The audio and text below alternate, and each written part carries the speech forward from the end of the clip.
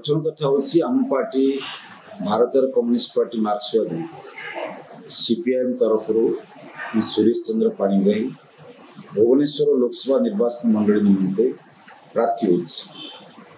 हो प्रार्थी हवा घोषणा हवा पर आमे मनोनयन पत्र दाखल कलु मई 3 तारिख दिन किंतु आमर प्रचार कार्यक्रम मई 1 तारिख ठार आरंभ होइछि। प्रचार माने पब्लिक प्रोपेगेंडा एवं तमाम मार्च मास और एप्रिल मास भुवनेश्वर लोकसभा अंतर्गत सीपीआईएम जो सभ्य समर्थक रही कर्मी रही आमर कर्मी बैठक प्रथम पर्यायर शेष हो जाता मई 1 तारिख टू आज हूँ मई 19 तारिख 19 दिन धरी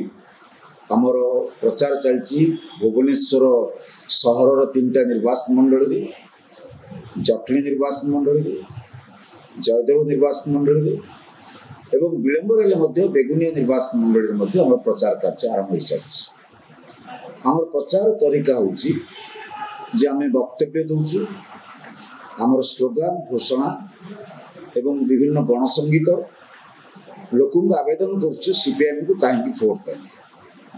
ता सहित प्रचार आम लक्षाधिक प्रचार पत्र छापी बांटुचु पोस्टरिंग करा आम प्रचार सबुठ गुरुत्वपूर्ण दिग हूँ पथप्रांत सभा प्रत्येक दिन 7 विधानसभा निर्वाचन मंडल माने समग्र लोकसभा निर्वाचन मंडल हिसाब कर देखिले अंतत 30टा आमर पथप्रांत सभा एवं ता सहित संगठित पब्लिक मीटिंग छोट छोट पब्लिक मीटिंग ऑर्गेनाइज्ड वे में संगठित करा बाद आमर आभ्यंतरीण जनरल बॉडी मीटिंग जो माने सभ्य समर्थक मानकर मीटिंग साहि रे पड़ारे बस्ती रे गाँव में आमर चलती एक निर्वाचन कमिटी गठन हो जनार्दन पति तार अध्यक्ष रही आमर महिला नेत्री पुष्पा दास तार आवाहक रही खोर्धा जिलार संपादक अनंत मंगराज सी मंग धरती खोर्धा पटु आमर एक युव टीम ए प्रचार कार्य संपूर्ण दायित्व नहीं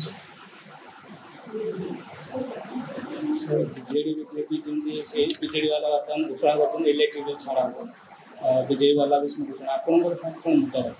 बीजेपी बीजेडी उभय दल लोक मान मिछ कह मिथ्या नंबर 1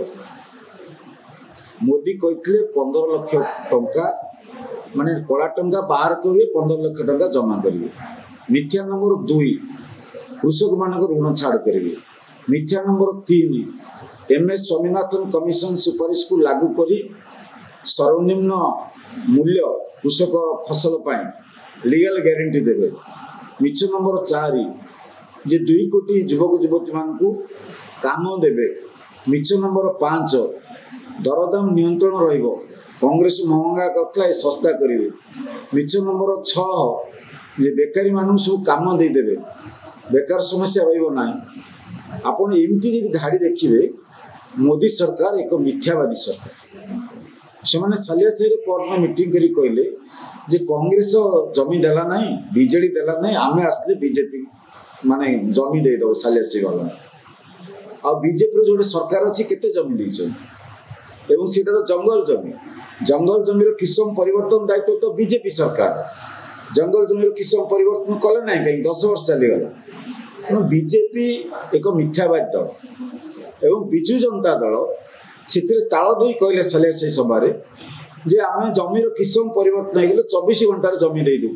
अच्छा सालियासाही की बात दे दिखाँ भुवनेश्वर जो मैंने जमीन लोक अच्छा बासगृहहीन लोक अच्छा बस्ती बासिंदा अच्छा निम्न मध्यवित्त श्रेणी अच्छा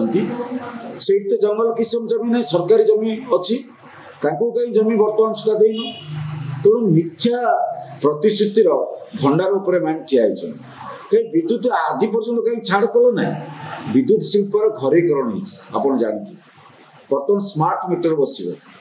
एवं विद्युतर बर्तमान देखा तार रेट बढ़ी बढ़ी जाऊँ